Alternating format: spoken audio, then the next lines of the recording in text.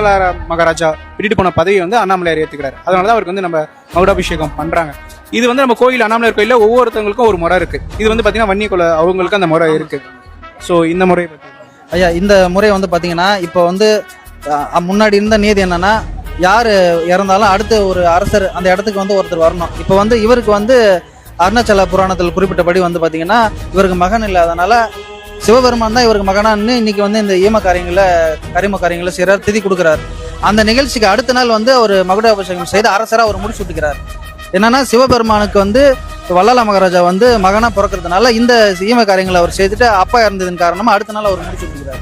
வன்னி குல சத்திரிய ஜனங்க தான் அந்த மகுடாபிஷேகத்துக்கு போயிட்டு சென்று அந்த மகுடாபிஷேக விழாவை நடத்துறாங்க.